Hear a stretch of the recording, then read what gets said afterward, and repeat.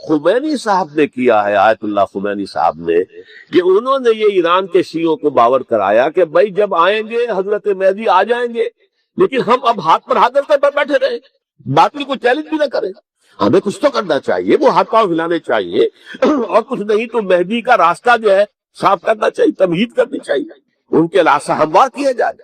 تو یہ ان کی بڑی عظمت ہے آیت اللہ خمینی صاحب کی، کہ اہل تشیع ایران کے جو ہے انہوں نے یہ بات منوا دی کہ ہم بالکل انرٹ نہیں بیٹھے رہیں گے، بلکہ اپنے نائب عوام کو ایسا کھڑا کیا ہے کہ 20,000 سے لے کر 30,000 کے درمیان انسانوں نے جانے دی، عورتوں کے جلوس نکلے، شیرخوار بچہ گود میں ہے عورت کے، اور گولی کھا رہی ہے، مر رہی ہے، گر رہی ہے۔ افسوس کی زندگی کتنی عزیز ہوتی ہے، اور شیرخوار بچے کے لیے ماں کی جو زندگی ہے، اس ماں کو اپنی زندگی کتنی عزیز تر ہوگی کہ اپنے لیے نہیں تو اس بچے کے لیے مجھے جینا ہے، لیکن نہیں، گولیاں کھائی گری۔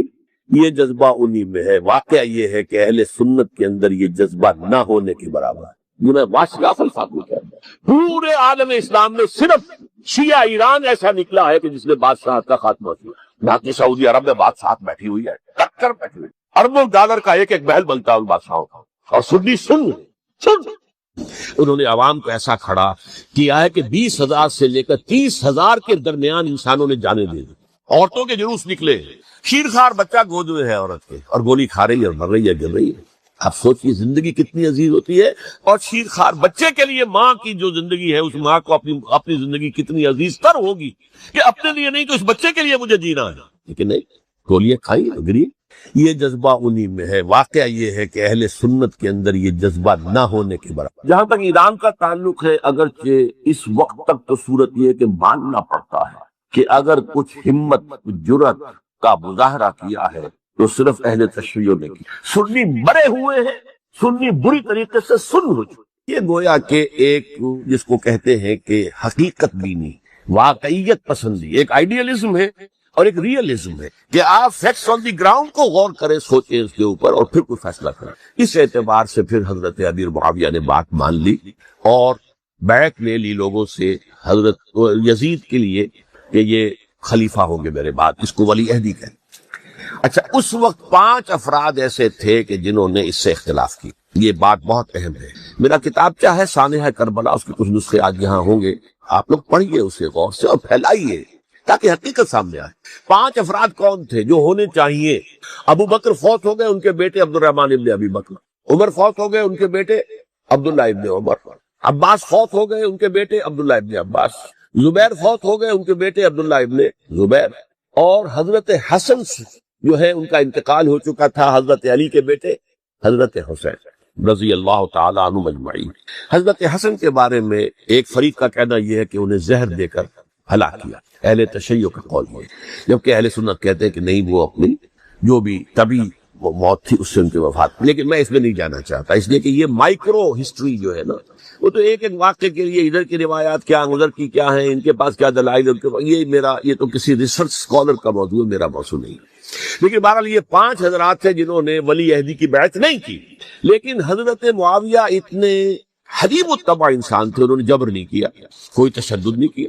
ٹھیک ہے، ولی عہدی کی بیعت نہیں کر رہے، کوئی بات نہیں، میری بیعت تو کی ہوئی ہے نا، ابھی تو میں زندہ ہوں، بات ختم ہو گئی، میری بیعت کو تو نہیں توڑا انہوں نے، فسخ بیعت نہیں کی۔ اس اعتبار سے انہوں نے نہ کوئی تشدد کیا، نہ جبر کیا، نہ کوئی مواخذہ کیا۔ لیکن جب امیر معاویہ کا انتقال ہو گیا، اب ولی عہدی کی بجائے وہ اب خلافت کی بیعت کر، سب لوگوں نے بیعت کر لی۔ ان 5 میں سے ایک فوت ہو چکے تھے، حضرت عبد الرحمن ابن ابی بکر فوت ہو چکے رضی اللہ تعالی۔ 4 تھے، ان 4 میں ایک اختلاف ہوا۔ 2 کی رائے یہ تھی، عبداللہ ابن عمر، عبداللہ ابن عباس، کہ اگرچہ یہ کام غلط ہوا ہے، اسلام کی روح کے منافی ہوا ہے، یہ بادشاہت کی بنیاد پڑ رہی ہے، لیکن یہ بات ایسی نہیں ہے کہ اس کی بنا پر ہم خانہ جنگی شروع کروا دیں، امت کے اندر خون خرابہ کروائیں، فساد کروائیں۔ لہذا انہوں نے بیعت کر لی۔ اب کوئی اگر یہ کہے معاذ اللہ کہ وہ بک گئے تھے یزید کے ہاتھ میں، معاذ اللہ ثم معاذ اللہ، وہی بات آپ اختلاف کر سکتے ہیں کہ انہیں نہیں کرنی چاہیے تھی، یہ کوئی رائے رکھے، مجھے اختلاف نہیں، لیکن ان کی نیت پر حملہ کریں گے تو حملہ محمد الرسول اللہ پر ہوگا صلی اللہ علیہ وسلم۔ عبداللہ ابن عمر کون ہے؟ کتنی حدیثیں ان سے جو ہے وہ منقول ہیں۔ عبداللہ ابن عباس کون ہے؟ جنہیں حضور نے جو ہے جن کے لیے دعا کی تھی، اے اللہ فقہہ فی الدین وعلمہ التاویل، اے اللہ اس نوجوان کو دین کا فہم عطا کر اور قرآن کی تعویل اور تفسیر کا علم عطا کر۔ حبر الامہ کہلاتے ہیں۔ وہ کہیں پیسوں اور ٹکروں کے وقت بھی جانے والے نہیں تھے، انہوں نے امت کی مصلحت دیکھی، نیت جو ہے اس پر حملہ نہ کیجیے۔ البتہ اختلاف کا حق آپ کو حاصل ہے۔ دو حضرات جو ہے ڈٹے رہے کہ نہیں، ہمیں کم وقت میں ریزسٹ کرنا ہے۔ عبداللہ ابن زبیر عمر کے اعتبار سے وہ بڑے ہیں، مسلمانوں میں سب سے پہلے ولادت مدینے میں جا کر جو ہوئی ہے وہ عبداللہ ابن زبیر کی ہوئی ہے۔ ہجرت کر کے جب مہاجرین وہاں پہنچے، کچھ عرصے تک کسی کے ہاں کوئی اولاد نہیں ہوئی، تو لوگوں نے تانے دینے شروع کر دیے کہ معلوم ہوتا ہے کہ یہاں آ کر یہ مکے کے رہنے والے جو ہے کمزور ہو گئے ہیں، ان کے ہاں اولاد ہی نہیں ہو رہی۔ تو جب عبداللہ ابن زبیر کی ولادت ہوئی ہے، یہ حضرت ابو بکر کے نواسہ ہیں، حضور کی زوجہ محترمہ حضرت عائشہ کی بہن، حضرت دیکھیے ابھی نام نکل گیا ہے جی، حضرت اسماء رضی اللہ تعالی عنہما، یہ ان کے صاحبزادے ہیں، حضرت زبیر کے بیٹے۔ ان کا فیصلہ ہوا کہ ہمیں رجسٹ کرنا ہے کم وقت میں، ایٹ اینی کاسٹ۔ حضرت حسین ابن علی رضی اللہ تعالی عنہما کا بھی فیصلہ ہوا کہ ہمیں رجسٹ کرنا ہے کم وقت میں۔ البتہ ان میں بھی ایک اختلاف ہو گیا، یعنی یہ دو تو جڑے رہے، ان دو میں اختلاف ہو گیا۔ عبداللہ ابن زبیر کا کہنا یہ تھا کہ ہمیں حجاز میں رہنا چاہیے، یہ سرزمین ہے جس میں نبوت کی برکات سب سے زیادہ ہے، یہاں ہم مضبوط قلعے کے اندر ہیں، ہمیں یہاں سے جو ہے رجسٹ کرنا چاہیے اور ختم کرنا چاہیے اس نظام کے اندر جو خرابی آ گئی ہے۔ حضرت حسین رضی اللہ تعالیٰ عنہ کے پاس خطوط کا تانتا بنا ہوا تھا، کوفے سے لوگ خط لکھ رہے تھے، آئیے آئیے آئیے، ہم آپ کے ہاتھ میں بیعت کریں گے، ہم آپ کے ہاتھ میں بیعت کریں گے، ہم آپ کے ہاتھ میں بیعت کریں گے۔ یہی وہ کوفہ جو حضرت علی کا دارالخلافہ رہا تھا اور جو پھر سبائیت کا گڑھ بن گیا تھا۔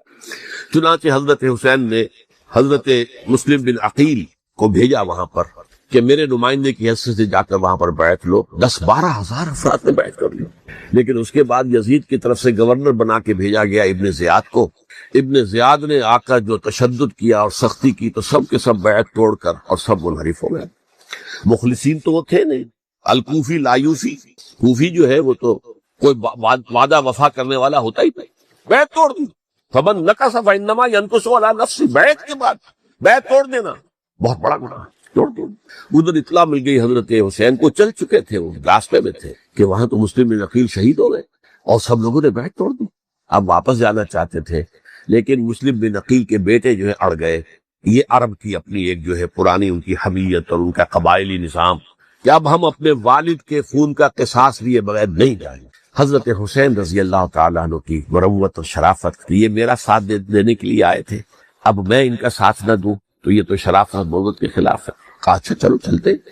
وہاں جا کر بھی عین اپنے میدان کے اندر بھی حضرت حسین رضی اللہ تعالیٰ عنہ نے 3 چیزیں پیش کی ان کوفیوں کے لشکر کے خلاف۔ سب سے بڑا لشکر کے اندر سب سے بڑے تو کوفی تھے جنہوں نے بیعتیں کی ہوئی تھی حضرت حسین کے ساتھ۔ دیکھو مجھے جانے دو واپس حجاز کی طرف، یا مجھے سرحدوں پر بھیج دو تاکہ میں کافروں کے ساتھ جنگ کرتے ہوئے اپنی جان دے دوں، یا مجھے یزید کے پاس جانے دو، میں اپنا معاملہ اس سے طے کر لوں۔ لیکن کوفیوں کو یہ گوارا نہیں۔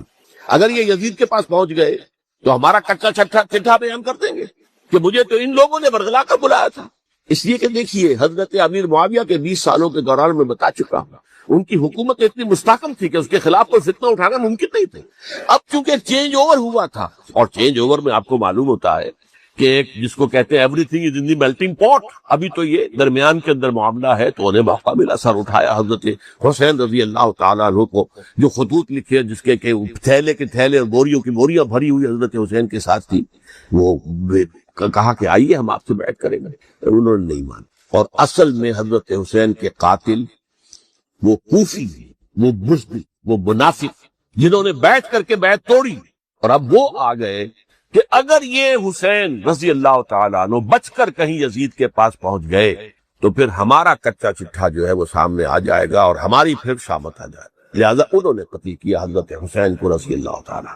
ایک بات جو علامہ ڈاکٹر قلب صادق نے فرمائی، اور مجھے میرے علم میں یہ بات پہلے نہیں تھی، وہ یہ کہ حضرت حسین کے قتل کا فتویٰ ایک بہت بڑے مفتی نے دیا تھا۔ یہ بات بھی ذرا سمجھ میں، حضرت حسین رضی اللہ تعالیٰ عنہ کے قتل کا فتویٰ ایک بہت بڑے مفتی نے دیا تھا۔ کیوں دیا تھا؟ اس لیے کہ حضور کی احادیث موجود ہیں کہ جب ایک شخص کی ایک خلیفہ کی بیعت ہو جائے تو دوسرا اگر کھڑا ہو تو اسے قتل کرو، کھلی حدیث۔ اسی لیے ایک بہت بڑے مفسر بھی ہیں، فقیہ بھی ہیں، قاضی ابن العربی رحمۃ اللہ علیہ، ایک ابن عربی ہیں الف لام کے بغیر، ابن عربی، وہ بہت بڑے صوفی ہیں، فلسفی ہیں، اندلس کے ہیں۔ یہ قاضی ابن العربی ہے جنہوں نے قرآن کی ایک تفسیر لکھی ہے اس اعتبار سے کہ صرف ان آیات کی تفسیر جن سے کہ فقہی احکام جو ہے ان کا استنباط ہوتا ہے. یہ دو تفسیریں اس طور سے لکھی گئی ہیں قرآن مجید کی. احکام القرآن ان کا نام ہے دونوں کا، جن میں سے ایک جو ہے قاضی ابن العربی کی ہے. ان کا ایک جملہ نقل ہوتا ہے، قتل الحسین بسیف جدہ، حسین قتل ہو گئے اپنے ہی نانا کی تلوار سے. وہ تلوار کیا تھی؟ جب کسی کی بیعت ہو چکی ہو پھر کوئی کھڑا ہو مدعی خلافت. میرے نزدیک حضرت حسین مدعی خلافت نہیں تھے. یہ بات اس وقت سامنے لوگوں کے نہیں آئی، بلکہ حکومت نے یہ باور کرا دیا کہ یہ تو باغی ہے، یہ مدعی ہے خلافت کے. انہوں نے تو دعویٰ نہیں کیا خلافت، وہ تو صرف اس عمل کو روکنے کے لیے میدان میں آئے تھے. اور اس بات کو اچھی طرح سمجھ لیجئے کہ اس وقت تک یہ جو تصور آج ہمارے پاس ہے کہ ریاست علیحدہ ہے، حکومت علیحدہ ہے، state of Pakistan, we are loyal to the state of Pakistan, ہم ریاست پاکستان کے وفادار ہیں، گورنمنٹ آف پاکستان کے وفادار نہیں ہیں. We are not loyal to the government. Government تو کبھی بے نظیر کی تھی، ہم اس کے خلاف تحریک چلا رہے تھے، یا کبھی کسی اور کی تھی اس کے خلاف تحریک چل رہی ہے، یا کبھی ضیاء الحق کی تھی اس کے خلاف تحریک چل رہی ہے. گورنمنٹ کو بدلنا تو عوام کا حق ہے، آج اس وقت نہیں تھا. اس وقت ریاست اور حکومت کا کوئی فرق نہیں تھا، لہذا جو حکومت سے اختلاف کرے گویا کہ باغی ہے. یہ ہے اصل میں وہ پیچیدہ مسئلہ کہ کیوں کسی مفتی نے فتویٰ دے دیا. اس لیے کہ اس وقت تک ریاست اور حکومت کا فرق واضح نہیں تھا دنیا پر. یہ تو ابھی کوئی 100-150 سال کی بات ہے کہ آج ہمارا جو پولیٹیکل سائنس کا ایولیوشن ہوا ہے وہ اسٹیج تک پہنچ گیا ہے کہ اسٹیٹ علیحدہ ہے، حکومت علیحدہ ہے. حکومت تو اسٹیٹ کے 3 آرگنز میں سے ایک آرگن ہے. ایڈمنسٹریشن حکومت کی ہے، جوڈیشری ہے اور لیجسلیچر ہے. 3 آرگنز ہیں بڑے بڑے، ان میں سے ایک ہے. تو حکومت کو بدلنا تو عوام کا حق ہے، چاہے وہ ووٹ کے ذریعے بدلے چاہے ایجیٹیشن. اگر پورا من ایجیٹیشن ہے اس سے حکومت کو بدلنے کا حق حاصل ہے دستوری طور پر ہر اعتبار سے. اس وقت یہ نہیں تھا، لہذا صورتحال یہ بن گئی کہ حکومت وقت نے باور کرا دیا مسلمانوں کو. ورنہ سوچئے نواسۂ رسول کو قتل کرنا کوئی آسان کام تھا. آخر سب کلمہ گو تھے کہ نہیں تھے؟